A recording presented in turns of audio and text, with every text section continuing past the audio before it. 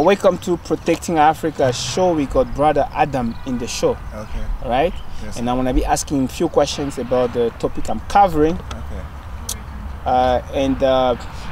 My first question to you before I go to the main set of questions is, you said your name is Adam. Adam, yeah. Adam is not an African name. Adam it's not Adam, Adam. Yeah, Adam, is it from your tribe? Yeah, it's not my tribe. Really? Yes. What's your tribe? I'm a Votarian. Huh? A Votarian. So your tribe is Votarian? Yeah, I'm a Votarian. So which means I'm Anewe.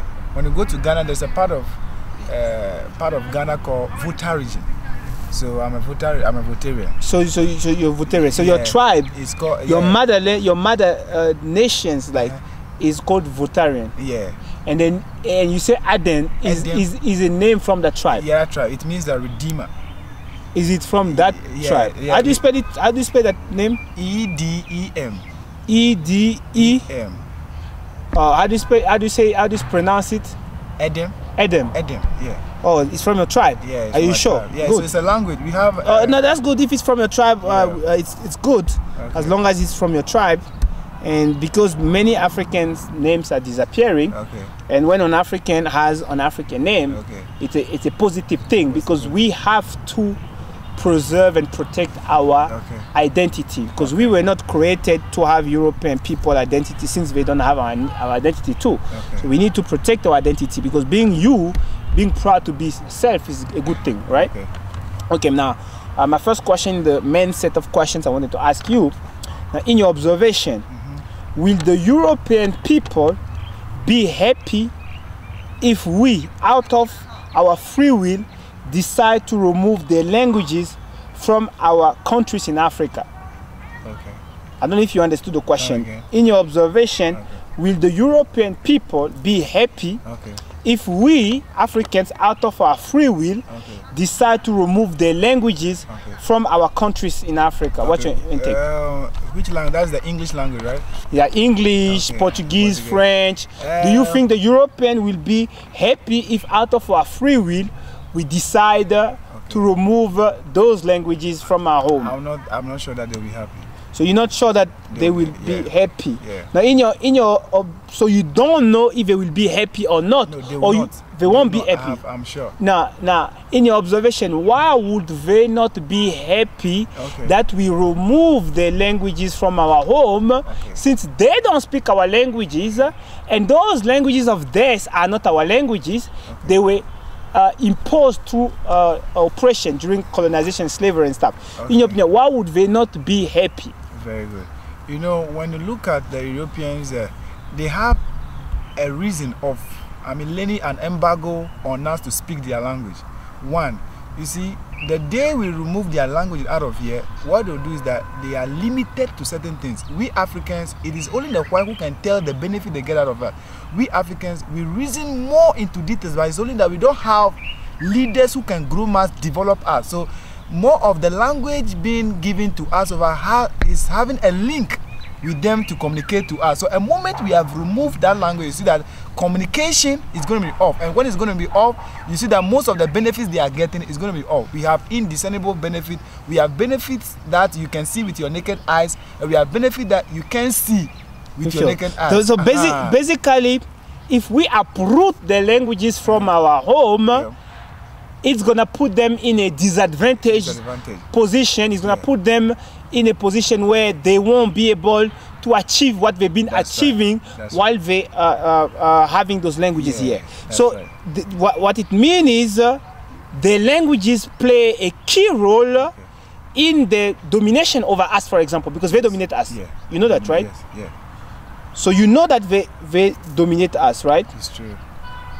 Now, what does that domination do to us in your observation? Oh, one, it has crippled us. It has really crippled us. Because in the Bible, when you read Genesis, the Bible says that God created man to be on his own. But I realize that I can say right now that everybody sees white people as superior over Africans. But when we talk about somebody superior over Africans, we are talking about they having they are having a surgical effect on our brain. Even if a Ghanaian or African can do something, because it's not a white man who has done it, they see it as it is not something reasonable to be a stretch to international world. But I can bet with you that there are so many things that has been discovered in this world. Let me use the word in Africa.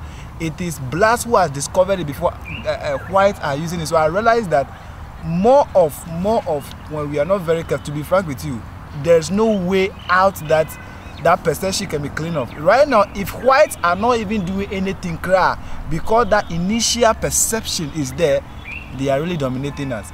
You made a very clear and powerful point, which is total truth, pure truth, which most Africans that's gonna watch this gonna relate to it, because that's the reality in Africa. Now the conditions they've put us in, which is we have the status of being inferior human beings, and they have the perception of being a superior human beings, is them who've created it. You know that, right? They created that perception and they put it. Now, do you think such a people who create a racist perception of us having the status of inferior and them having the status of superior are people we should view as friends? Should we view such a people as friends? People who have reduced us, because the perception is what we see, that's what people feel now, right? Now, do you think we should see such a people as our friends or people that we should view as friendly people? What do you think? To my opinion, one thing I realize is that even in heaven,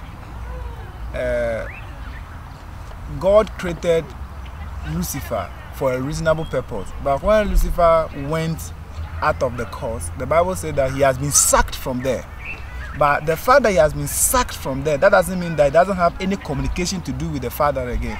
So what we have to do is that since we are all created by one God, we can maintain them as friends, but we should limit our way of going communicating to them, because one way or the other, we need them and they need us. But what we have to do is that we have to maintain them as a friend, but we have to let them know the role they have to play, so that they will know that they are not. Now, these people have reduced us into people who feel inferior.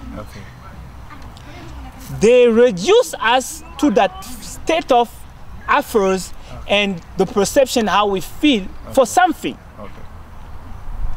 Is to use us, like slaves, right? So that it benefit them, and they've been doing this for centuries. These people did slavery. These people did colonization. These people did apartheid. These people are today the cause of racism against Africans. You are aware of that, right? I'm aware of that. Now, on what ground should we keep them as a friend? Because they are only destroying us, hurting us. Let me take an example of how they're destroying us. Today, there are millions of Africans who pinkinize their color, put chemical trying to look European. You know that, right? I know that. That is due to the mental trauma they have caused, which is when you look pink, what you call white, then you know you civilize, you better, you are more. You understand? I understand. And this is hurting people. You understand? Because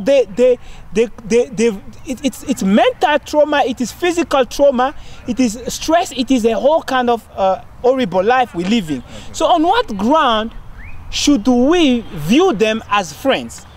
No, you must give a good reason on what ground should people who are hurting you, who don't want to change.